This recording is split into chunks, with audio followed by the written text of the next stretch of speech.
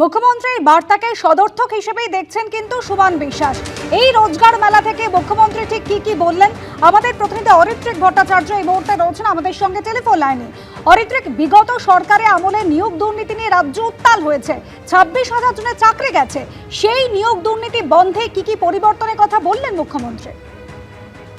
দেখো, অত্যন্ত গুরুত্বপূর্ণ যে বিষয়টি সেটা হচ্ছে নিয়োগ দুর্নীতি গত কয়েক বছরে রাজ্য রাজনীতির একটা বড় ইস্যু ছিল এবং খুব স্বাভাবিক যখন বিজেপি বিরোধী দলে তখন তারা এই নিয়োগ দুর্নীতিকে গুরুত্বপূর্ণ ইস্যু করেছেন এবং যে সাধারণ মানুষ বিজেপিকে বেছে নিয়েছেন বিকল্প সরকার হিসেবে তাদের কাছে খুব স্বাভাবিকভাবেই যে স্বচ্ছ নিয়োগ একটা গুরুত্বপূর্ণ চাহিদা।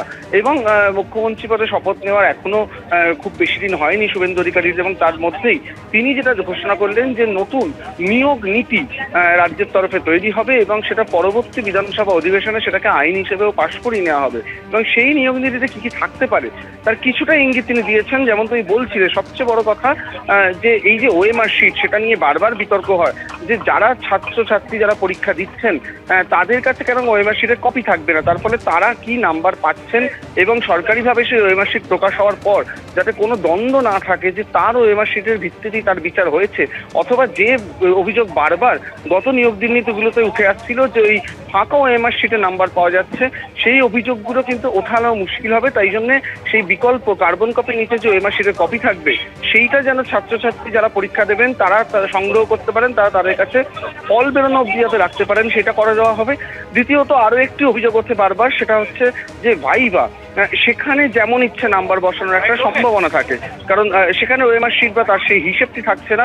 ভাইবার নিয়োগটা অনেকটাই যিনি পরীক্ষা নিচ্ছেন বা যিনি নাম্বার বসাচ্ছেন তার উপর নির্ভর করতে পারে। সেক্ষেত্রে ভাইবার উপর নির্ভরশীলতা কমানো হবে এবং বিস্তারিতভাবে এই পুরো বিষয়টাকে নিয়ে আরও আলোচনা হচ্ছে, আরও খতিয়ে দেখা হবে হচ্ছে কোন কোন জায়গাগুলি থেকে এই নিয়োগ দুর্নীতিকে একেবারে সরিয়ে ফেলার জন্য কোন কোন জায়গা থেকে নজর দেওয়া জরুরি, সেই বিষয়টাকে মাথায় রেখেই কিন্তু নতুন নিয়োগ নীতি ঘোষণা করা হবে, এমনটাই কিন্তু মুখ্যমন্ত্রী শুভেন্দু অধিকারী জানিয়েছেন। এবং সেই নিয়োগ নীতি পরবর্তী বিধানসভার যে অধিবেশন হবে সেখানেই সেটাকে আইন হিসেবে পাশ করিয়ে নিয়ে তার ভিত্তিতেই পরবর্তী সময়ের যে রাজ্য সরকারের পরীক্ষাগুলো চলে সেইভাবে হবে, তিনি সেমনটাই জানাচ্ছেন। এবং এটাই দেখার যে কি নির্দিষ্টভাবে নিয়োগ নীতিতে থাকে।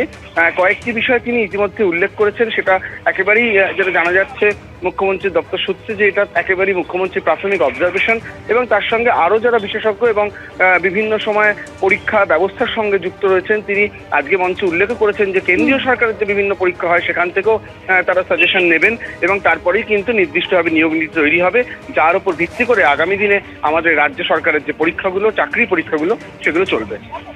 ধন্যবাদ অরিত্রিক।